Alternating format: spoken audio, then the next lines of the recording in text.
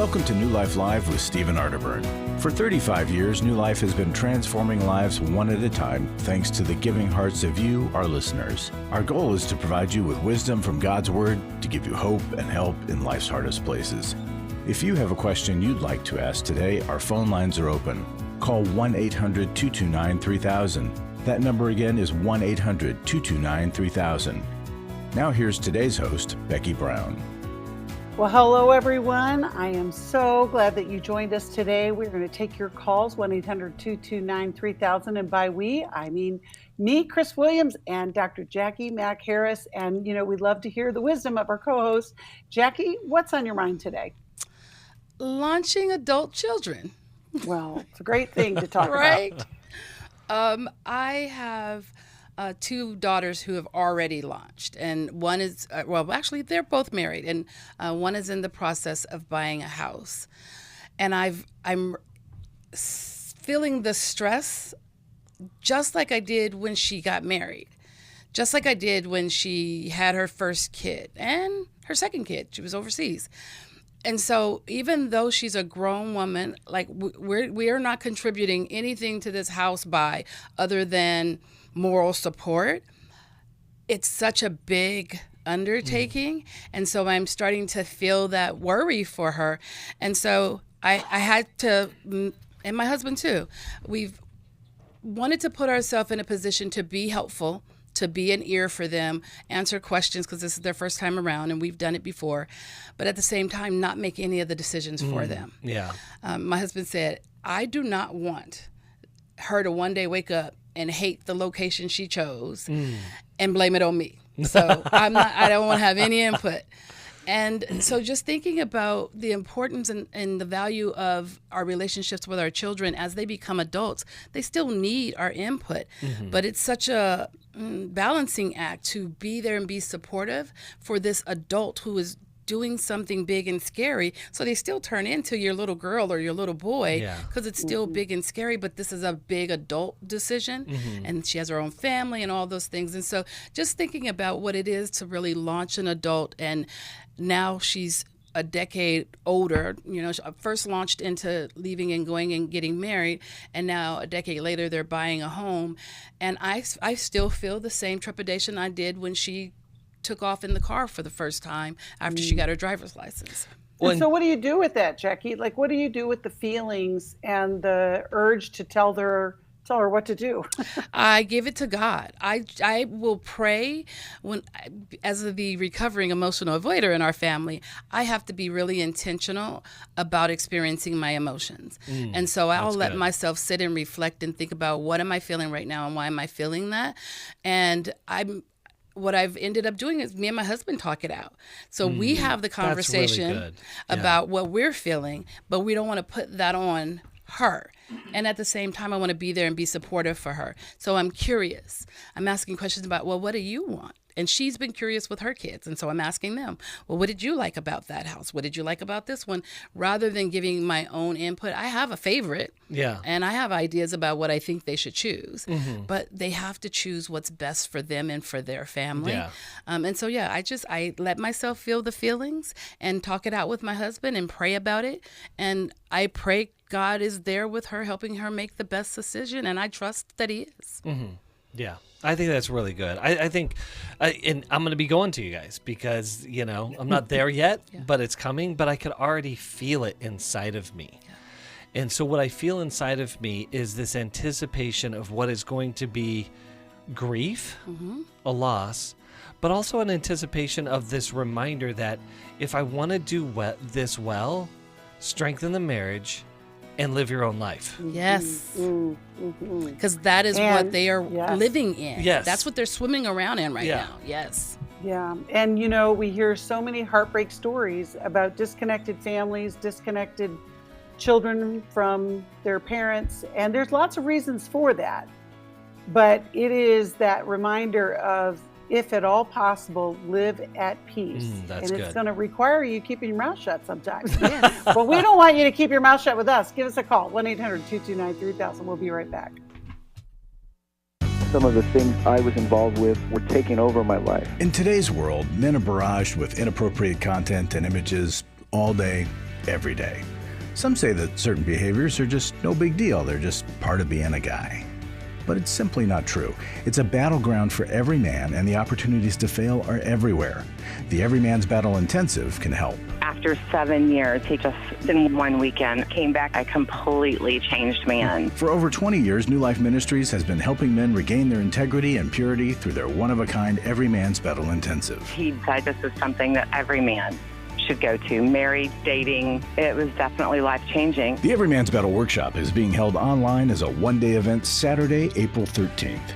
Don't wait for him to call. To find out more, call 1-800-NEW-LIFE or go to newlife.com. I just can't say enough of what New Life has done for our marriage. 1-800-NEW-LIFE.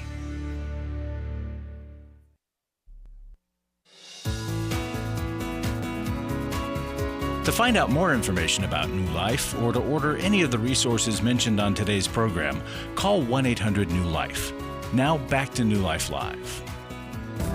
I'm Steve Arterburn with a New Life Moment. According to the latest U.S. Census, there are 95.7 million single adults in America. This constitutes a large and growing portion of our society, yet a portion that's often overlooked in the area of spiritual care. So if you're a single adult, I'd like to speak to you. You may be single by choice or as a result of unfortunate circumstances. You may have future plans to marry, or you may sense God calling you to a life of singleness. No matter what the situation, God's will for you right now is to be satisfied in Him and to trust His plan for you at this time in your life. So how will you respond to your singleness? What will you learn from it? How will you survive the temptations unique to your situation in our world today? Come visit me, Steve Arterburn at newlife.com, if you'd like support. And thanks for listening to this New Life Moment. We always love to hear from Steve, and he is coming back. It's like Resurrection Day. He's been on sabbatical for a couple of months, and we're so grateful that he's had this time. And so we're looking forward to him coming back. But isn't it interesting? Because even whether you're single or you're a parent, or, the things that he was just talking about, we really have to work on ourselves. That's what we're talking about here with parenting and singlehood.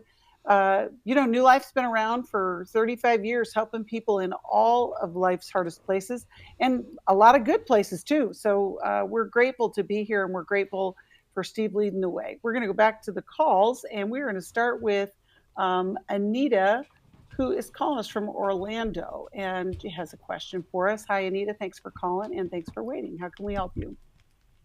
Hi, thank you for taking my call. I have a problem with my thoughts, and I'm going to give you just 2 examples. And what I would like is my question would be, why do I have these negative thoughts of myself and things that I did or didn't do? And why does it happen, and how can I change that? My examples are like this. My mom died last year. I took care of her for a long time. Everyone said I was an exemplary daughter. And but all I can think is the times that I didn't do what I was supposed to, or maybe I didn't say what I was supposed to say. And all of that makes me sad, because I know that for like 10, 15, 20 years I took care of her and I did great, but everything is just like, why couldn't I have done this better? Why couldn't I have done this other thing? The same thing happened, my aunt died recently too, and only one thing I could think of is just the one time that I didn't give her the right instructions to go the way that she was supposed to. I mean, everything else was good. And at nighttime, I go to sleep, and all I think is about the things that I did wrong during the day, or if I start thinking of good stuff, like I'm in a park, I'm having a good time, those are the thoughts I try to think. Then all of a sudden, like some dog or some animal will come and attack me, or some man will come out of the bushes. Always turns out negative. I read the Bible, I pray, and I listen to Christian music, but I just don't seem to be able to get out of this. and I don't know if stress has to do with it or it's just Okay. this has happened. Well, This happened. Hey, Anita, can you tell me a little bit about your relationship with your dad?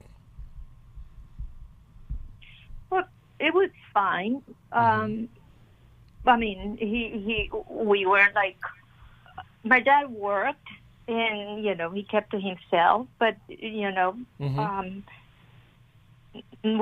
didn't have any problems. We weren't like buddies. Not a whole lot of conflict, but not close either, right? No. Well, yeah, he wasn't close to like he gave. What I remember of him is he would tell us stories when we were little. Before we went to bed. Yeah. And, but I didn't have a bad relationship with my dad. That's great. No. Yeah. Yeah. And then, because here's what I'm fishing for. Let me just get right to the point. There is something inside of you at the very core, meaning it's probably below your chin. It's probably between your chin and your belly button in your core. That is what we call a core belief that you are not enough. You're not good enough. That's correct. Okay, that came from somewhere. Now, what that core belief does, is then it creates a view, a point of view, a vision, a field of vision, that is exactly what you're looking for. It's a confirmation bias. And so it's sort of like you're not okay unless you're not good enough. I wonder whose voice is giving you those negative comments and those negative thoughts. Is it your voice, your mom's voice, auntie's voice? I don't know. I don't know. What was your relationship with your mom like beyond being her caregiver? Oh, my mom was very strict when we were little. We grew up on church. It was very legalistic. There you go. That's it. That's enough. That's it right there. Yeah. There you go. So everything was to the point where I just drift away from the church. I didn't want to have to go back because you could never be good enough, right? Yeah, I guess. I don't know. I don't know if that did, but I mean that's one of the things, I guess. So it sounds like you grew up with a voice that gave you negative feedback. And, some of us grew up being told what we were doing wrong rather than what we were doing right, because that's all our parents knew. They were doing their best to help us be successful. The problem with that is then our brain got conditioned to looking for that negative information to be true, and our brain is designed to prove us right. So if you believe you can or you believe you can't, you're correct. So the reticular activating system is the part of the brain that will show you evidence of what you think is true. So if you think, I just can't have a good day, something bad always happens to me, even if you're walking in a beautiful park on a lovely day and you're the only one there, you're going to trip and fall because your brain is looking for you to prove that you can't have a good day at the park today. Or like you said, a dog is going to come out or some stranger is going to come up to you. So we have to change your thinking on purpose. So you're going to be efforting to think differently on purpose. And the thoughts that just fly through your mind that aren't true, you just call it the lie that it is, and then choose what your positive cognition or the reality, the truth is. I'm a good daughter, and sometimes I make mistakes. I'm a good niece, and I took good care of my auntie. And yeah, that one time I gave her bad instructions. Forgive yourself for the mistakes that you've made. But this sounds so much more like shame. I'm guilty for the things that I do wrong or that I don't do that I know I should have done. Mm-hmm. Shame says I'm bad as a person, like my being is bad, and so then I can never find the good, and I feel like that's what I'm hearing from you is no matter how good you are, there's so much shame. And coming out of a legalistic foundational church experience can really shape that idea of not good enough, never going to be good enough, never going to get everything right, so much so that it guides your life. And it sounds like that's where you are. So, Chris, I know we need to give her some direction on how to capture those thoughts and do something with them. Yeah, because in addition to what Jacqui is saying, so Anita, you don't just need to think differently, you also have something that's more challenging. You need to feel differently.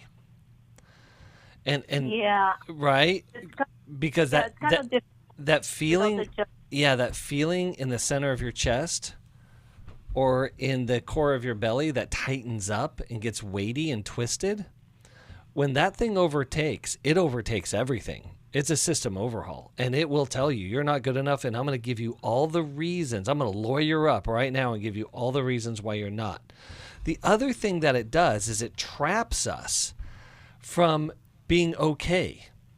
Now, a lot of people will say, hey, you've got to learn to be okay not being okay. And I'm like, that might be the first step. But listen, the real step is learning to be okay being okay. Right? And so you, in addition to capturing your own thoughts, to being aware of them and working with them to shift them, you also need to be in healthy relationship.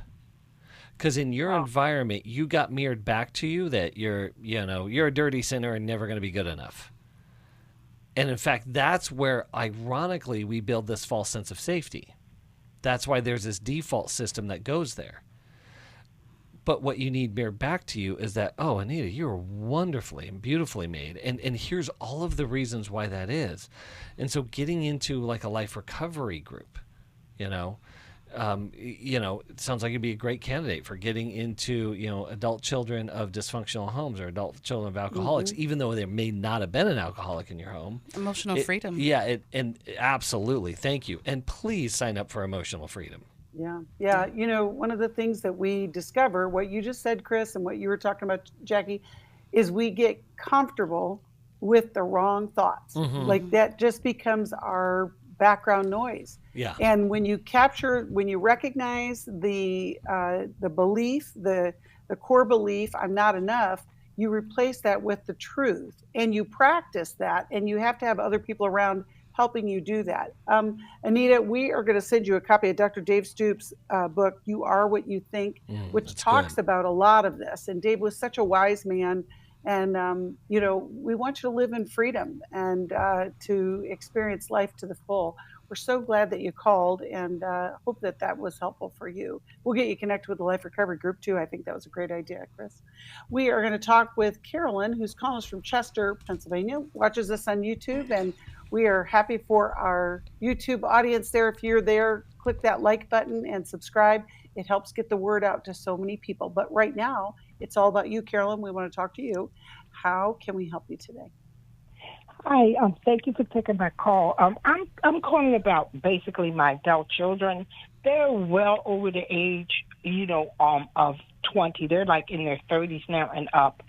And, I give them good advice, but they make their own decisions, and I realize that. But when they get in trouble and then they run back to me for the fix of it.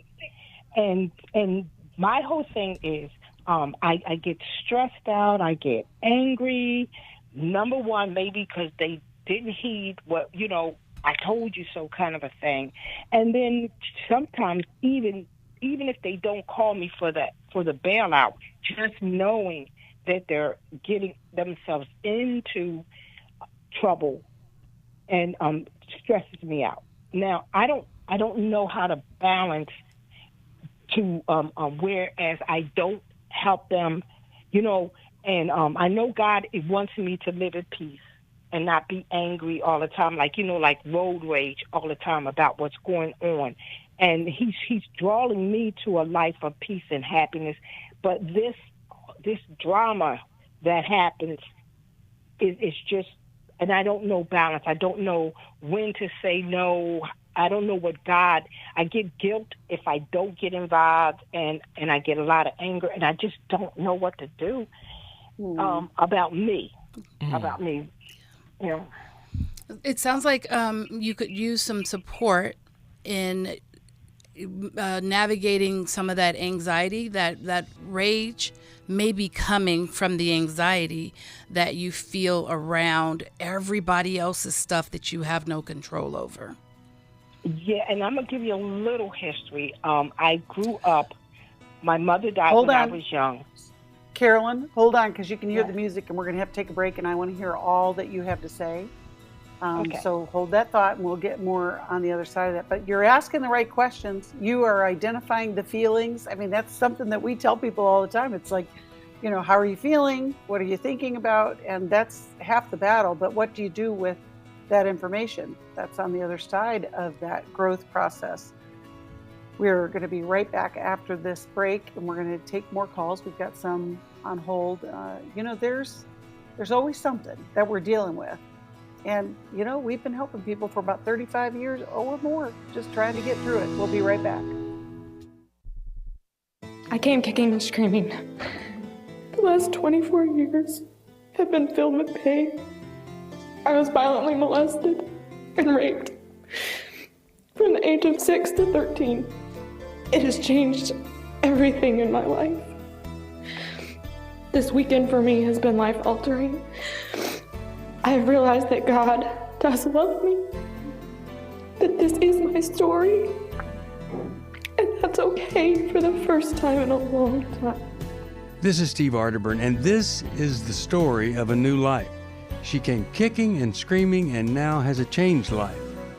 You can be part of offering hope to others as you step out in faith by donating to New Life Ministry.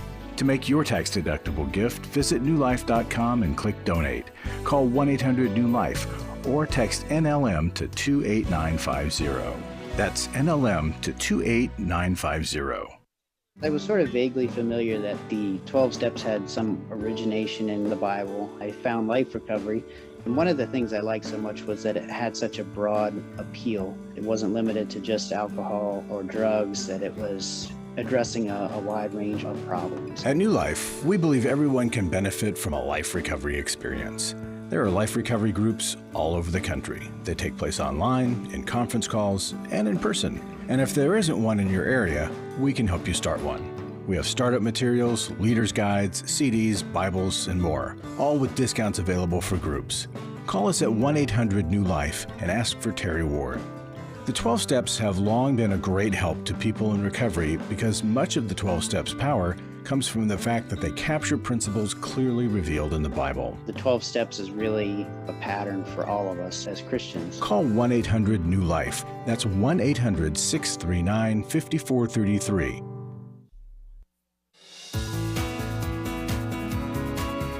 We'd love to hear from you. If you have a question or a comment, call toll-free 1-800-229-3000.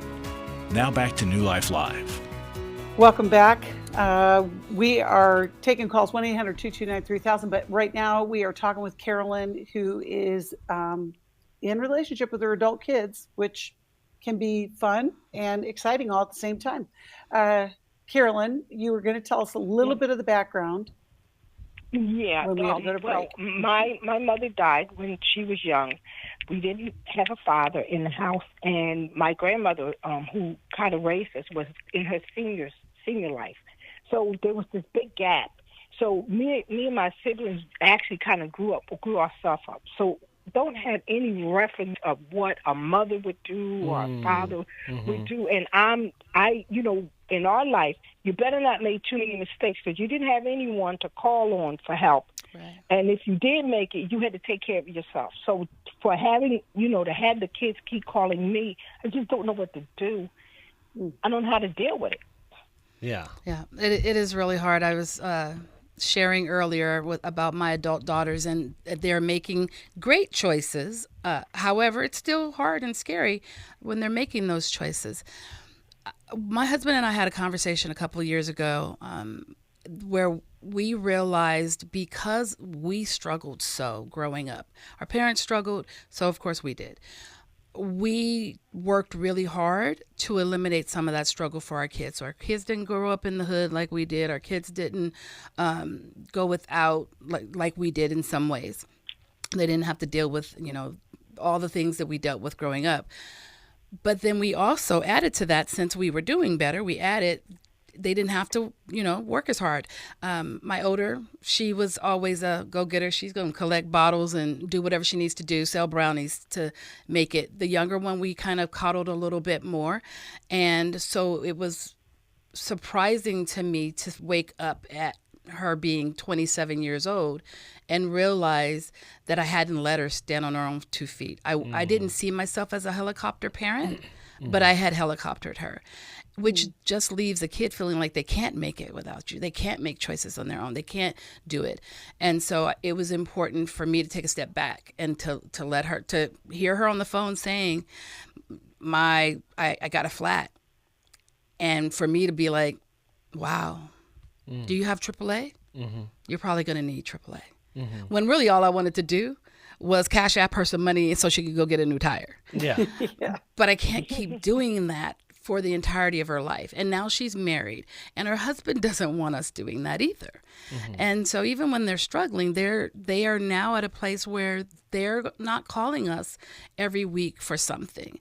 And it had to start with us saying no, but our relationship with our kids is such that they know our love and our care for them. And so it hasn't come across to them like we're not there for them. We have told them why we've taken a step back. I've had this conversation with my kids. I don't like the idea that I think I might have crippled you in some ways. Yeah. Right. Chris? And and that's true. But on my end, there's this guilt that it's all in my head about how I feel about saying no. Is this the right time to say no? Is it the right time to say yes? How far? The boundaries in which a mother oversteps it. You know what I'm saying? I'm asking God to please help me with this, because it's ruining the peace and joy that God is giving me in my life. You're living all of their anxiety out. Well, so Carolyn, that's, I hear that. So I'm going to tell you one of my favorite prayers.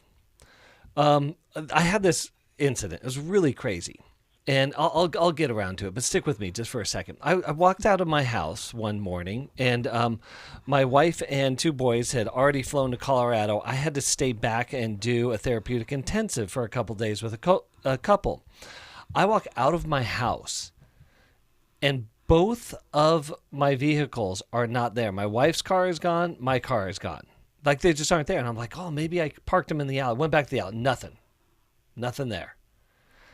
I get to the front, and I'm like, oh, my goodness. I end up, like, asking my neighbor. He comes out and run into him, and he's like, I have no idea. Call the police. The police come. They show up. They were saying, yes, there has been a rash of stolen cars. And to my own detriment, I left a set of my wife's keys in my car, so they got a 2-for-1 deal. There was nothing I could do in that moment. It was pure helplessness. And my prayer was this, not God, I have a problem. I said, God, you've got a problem. I said, God, your problem is me. And I'm curious how you're going to work this out. And I think that's what we're missing is and I'm with you, Carolyn. I mean, part of the struggle of therapy is we're always figuring out what the parents did wrong. But what that does is it sets up the parent as God and eliminates the need for God. And so part of the struggle, no one gets out of the struggle free. That doesn't exist on this. We have this subtlety of entitlement, of a suffer-free life, and it just doesn't represent reality. And so in that, I'm just asking myself, I think first, and others as parents, to take ourselves off the throne of God and let our children figure it out and figure it out with God. And wrestle those guilt feelings to the ground, because you're not doing anything wrong just because you feel guilty. And determining whether you're guilty or not is, what have I done wrong? Yeah. Well, and you need to sit with other people along those, that are, journeying in the parenting role as you are. But you do want to continue to release. So if they're in trouble, do what Jacqui said. Throw it back. What are you going to do with that? I'm going to send you a copy of Dr. Jim Burns' Doing Life with Your Adult Children. We'll be right back after this. Thanks, Carolyn. Hi, this is Steve Arterburn, and for over 34 years, New Life has been the most trusted name in Christian counseling. I'm an addict, and I'm trying to get God in my life again. Our Christ-centered treatment programs can help you break free to embrace all that God has for your life and your family. I just want to thank you guys for bringing me to a relationship with Jesus. There really is help for marital problems, depression, addictions, panic attacks, and feelings of hopelessness. I came back with so many tools to help me prepare myself to fight this struggle and this battle that I have every day. You can start living again today, living the life God intended for you. Help is available at 1-800-NEW-LIFE. They did care, and they did follow up very lovingly, and it made all the difference in my life. Call us at 1-800-NEW-LIFE. Someone who cares is waiting at the other end of the phone. God can open the door to a better tomorrow. Call 1-800-639-5433. I have given to New Life regularly because I have so many people that I am referring to New Life who so benefit from the ministry. I just can't imagine what would happen in my area if New Life wasn't available to us. You can help New Life Live stay on the air by joining Club New Life today. When you sign up to support us monthly through Club New Life, we'll send you the new member thank you gift of all 8 100-day devotionals, including 100 Days of Prayer, 100 Days of Freedom from Depression, and 100 Days of Peace. There are also ongoing benefits like the monthly Club New Life CD or download, access to the Club New Life video library, quarterly resources, free shipping on purchased resources, discounts on workshops, and quarterly online meetings with Steve. Call 1-800-NEW-LIFE. Support Club New Life, and together we can help hurting people find help and hope in life's hardest places. Call 1-800-639-5433 to join Club New Life today.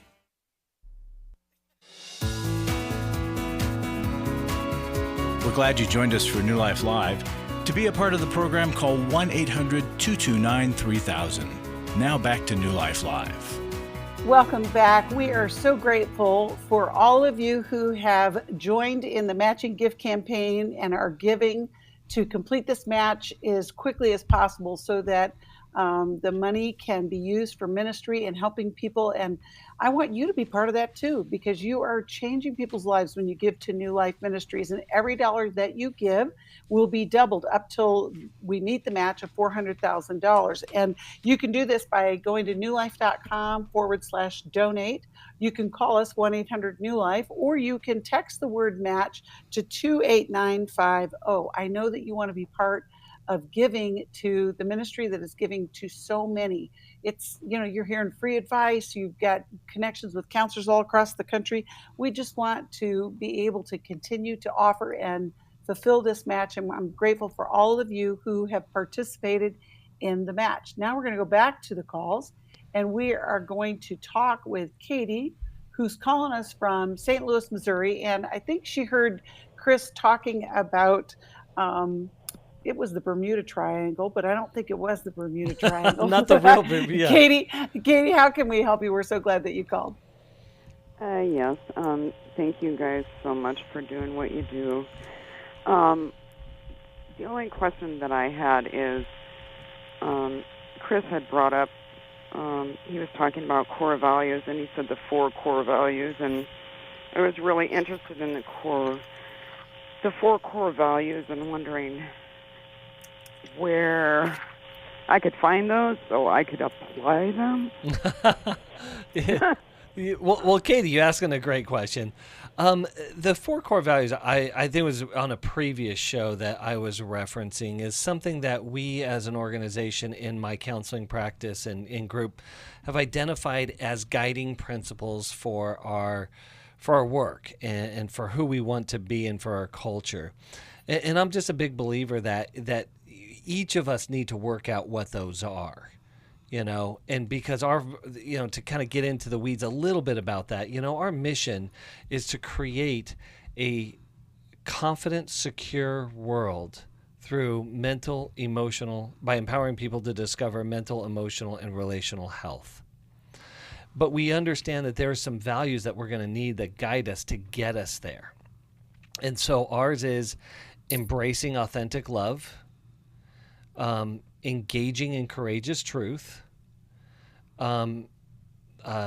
participating in genuine humility, and then the last one is commitment to lifelong resilient growth. And so those are the four things that are going to guide us to get us to our mission, that are going to make our mission possible. You know, my wife and I spent time doing this in our own home, and they're actually on our wall. And it just takes time to say, like, what are we going for in life? What's our objective? You know, to glorify God and bring forth his love and healing in the world. Maybe that's it. Okay, now we're going to identify what are the values that we need to get us there. You know, Chris, I also want you to speak to that process too, because Katie, if you are taking notes, those values may align with yours, but they may not be exactly the same. And I think that's what you're talking about, Chris, is that process. Well, the process was long. I mean, speaking for both Ember and I and the organization in my practice, Renovari Counseling, we started probably with 31, and it was just eliminate until we got down to the core 4 that made the final cut, and then having to define those. And I call it a living document, meaning that it's not written on the 10 Commandments stone. It's living in that the fact that different life circumstances and situations may require different things. But the core of it is this, is that we are guided by principles and values. Most of us, we've adopted them throughout our life through adaptation, i.e. family of origin. Right. We've taken on somebody else's construct of what is valuable. Yeah, you know. And so being right all the time. Well, good luck being in relationship all the time if that's your core value, right? And so this is an intentional process to really mine down to what do I really believe and what is guiding my life that aligns with God's will more accurately. And you know what's interesting? Well, but before you go there, what's interesting is that there are many people who are believers. You just said, Chris, that, God's will. We don't even pay attention to our behaviors that don't align with God's will a lot of times, right? Yeah. Now, go ahead, Jacqui. We do the same thing at my practice. We work from a list of values, and the one that always pops up for me is freedom, because that's my top core value. And so the verse that it's for freedom that we're set free is everything to me. And so I'm not willing to be imprisoned in somebody else's expectations or beliefs about me. I won't, because I'm free in Christ. And so I have to bring that into my work as a therapist as well, and I offer that same freedom to everybody else, that freedom of choosing how you want to work and what matters to you. And so, Katie, you were asking what the 4 core values were so that you can implement them in your life. And I think the main value is that you do a values assessment for yourself. The first thing you need to implement is figuring out what you value. And there are values assessments that are available. I use one on a website called therapistaid.com, but there are others out there. And basically you Google for a list of values and then do like Chris said. You take those values, you look at them, and you just by process of elimination. If I could only keep 4, in my case it's 8, but if I could only keep 8, which 8 would I keep? And then I order those. Well, and I'm thinking too, Katie, we can connect you with a life coach because a coach can absolutely help you through that process. That's what my daughter does for us. That's how we began to do the values assessment. She does values assessments, and then we take those family values because we do family life coaching, and they take those values that the family comes up with in their session and create a family playbook. Because we need a strategy. We need a strategic plan and a vision for our families to say when we need for organizations. That's right. we're not on autopilot. You know, Chris, I want you to talk about, I know it wasn't the Bermuda Triangle that you were talking about, but since I mentioned it, would you please just do a few, just talk about that triangle, the drama triangle. When we get into conflicted or oftentimes pained relationships, and to be honest, the most pained relationship we can get into is the one with ourselves. And when we fall down a trap where we're feeling stuck and trapped, a helpless, hopeless place, we adopt what I refer to as a victim state. And the victim state might be there because we legitimately have been victimized by harm by other people or the world around us.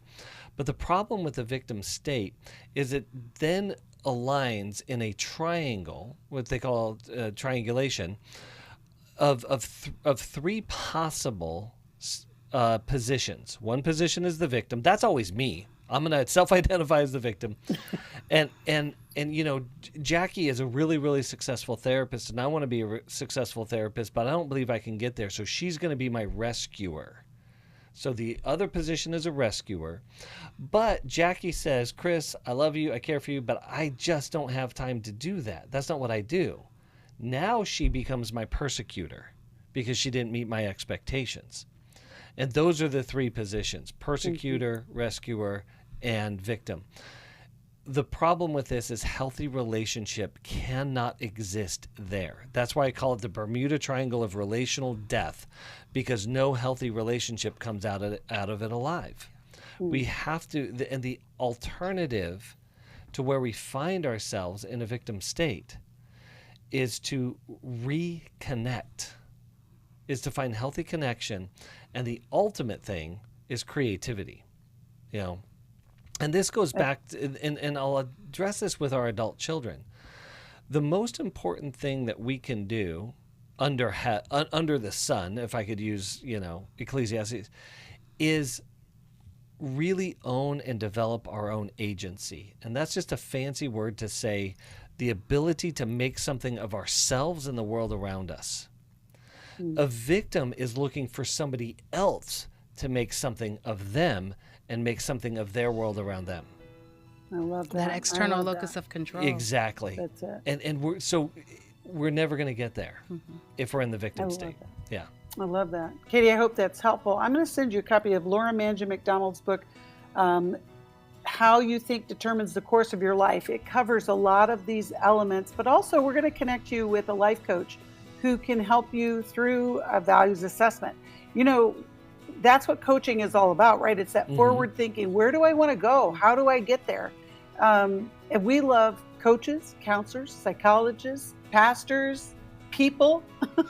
We want you to be in a process to find the freedom that God died to give you. And I love your verse, Jacqui. It is so true. When we know the truth, it will set us free. And sometimes we gotta realize we're operating out of a system that we're not even aware of many times. We'll be right back. We all face days where life throws us a curveball and our routines or plans get disrupted. Things we wanted to do are forced to take a backseat to the unexpected demands of the day. If you normally listen to New Life Live on a radio station, well, you might not be able to that day. And on these hectic days when you're feeling stressed or frazzled, hearing the sound of counsel given on New Life Live is just what you need to navigate the unexpected things of life. Every time I'm troubled or I have a problem, I'll cut on New Life, and there's always something that is said that is helpful to me. By listening, I have learned more than I can ever express about how God wants me to live. Download the New Life app for the easiest way to listen wherever you are and at a time that's convenient for you, or watch the show on our YouTube channel. You can even subscribe to our podcast from your favorite podcast provider. You never have to miss a day of New Life. Wherever you are, we are. Daniel Grossman on coaching. Coaches are really focused on the future and helping people to develop those skills and those strategies to help them move forward in their life. A coach really partners with you to focus on things like personal growth or health goals, spiritual growth, helping you develop in your career, or possibly strengthening your relationships, or maybe even breaking free from a negative pattern. If you need a coach for life, your career, relationships, your health and fitness, leadership, and more, call New Life today and ask about the New Life Coaching Network. Our coaches have been trained and screened with the same intensive process we use for our network counselors. Coaches use different techniques. Some like to use strategic questions and accountability, ultimately empowering you to take those next steps toward your goals. Take control of your life and take action to achieve your goals. Call 1-800-NEW-LIFE and talk to us about getting a New Life coach today. I really believe that everyone can use a coach in their corner. 1-800-NEW-LIFE.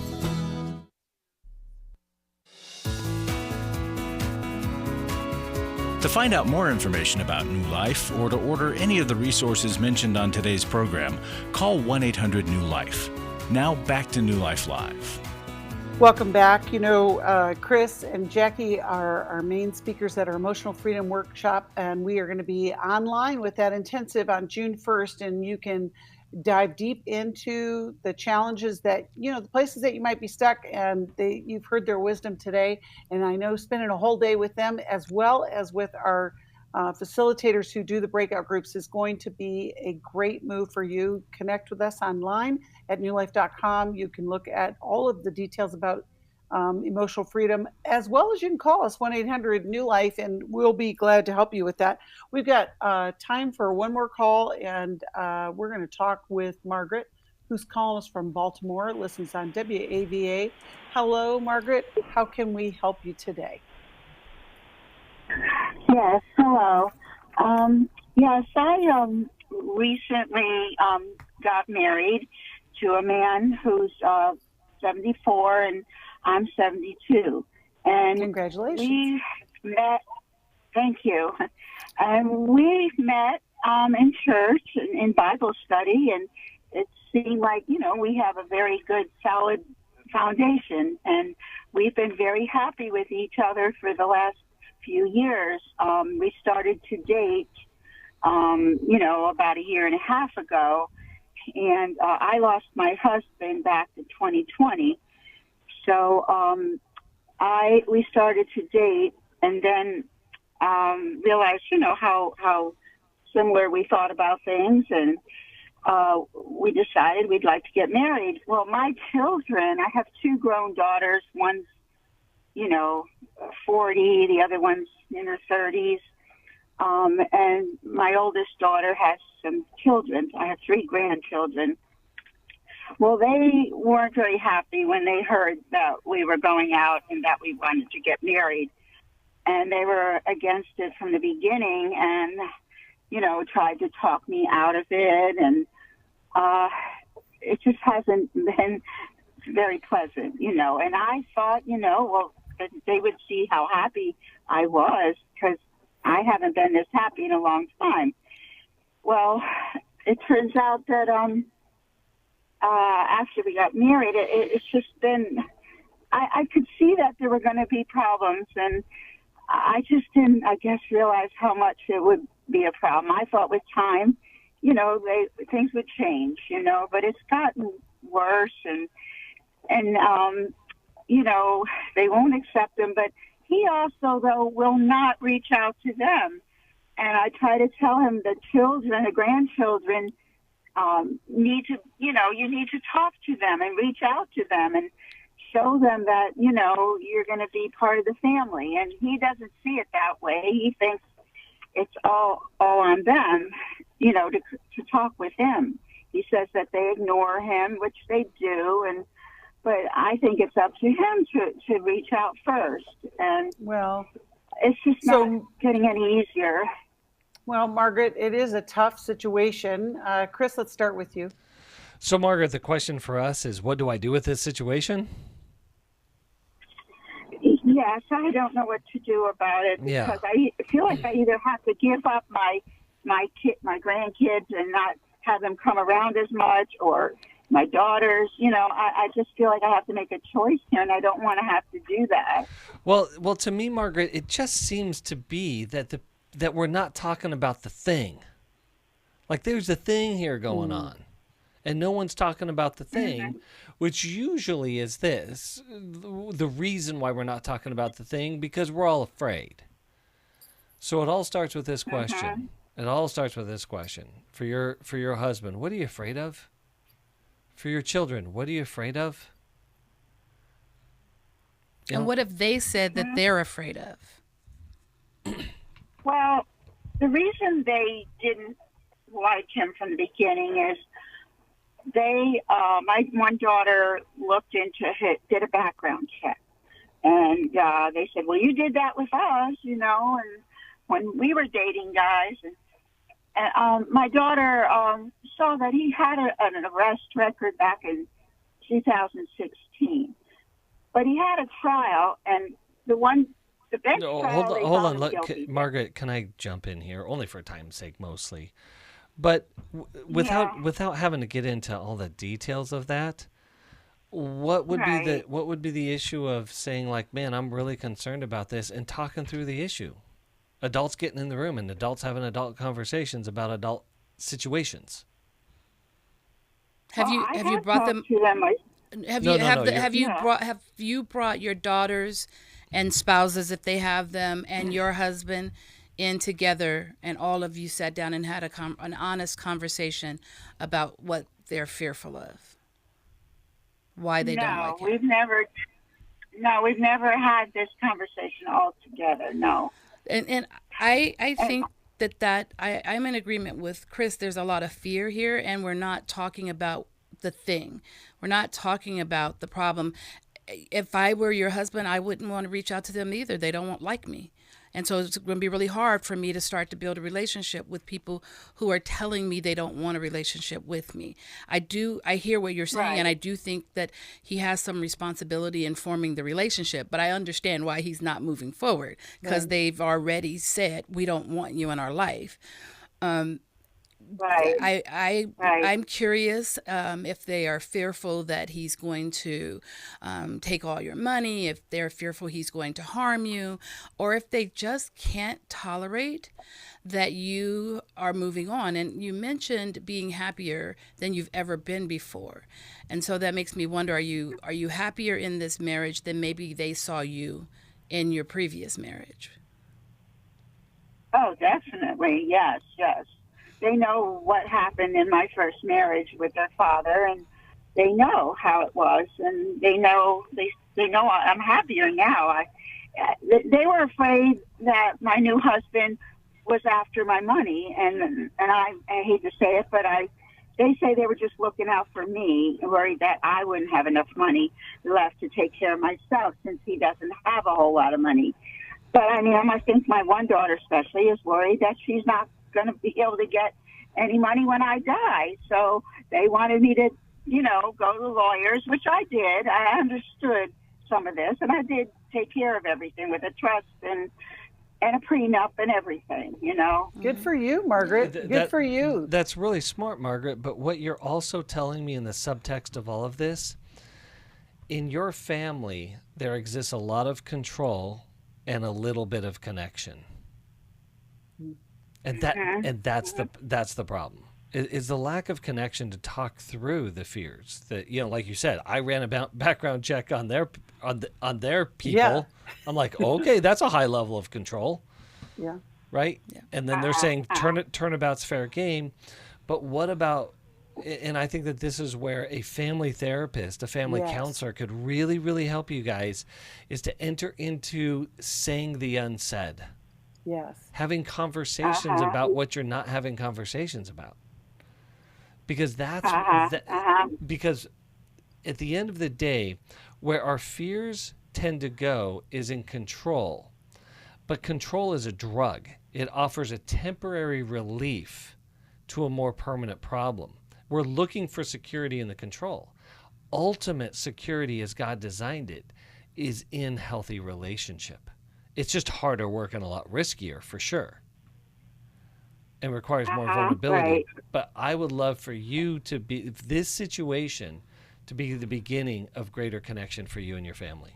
Yes, and I love that idea, Chris, about family therapists. We'll get you connected with somebody, Margaret, and we will send you a copy of Jim Burns' Doing Life with Your Adult Children. But We want you to call us back with the rest of that story of unification, that people are not afraid of each other and want to connect. We hope to connect with you. We're grateful that you called. Thanks, Jacqui. Thanks, Chris. See you next time. We hope this program has helped you by giving you insights for handling the challenges you face in your life.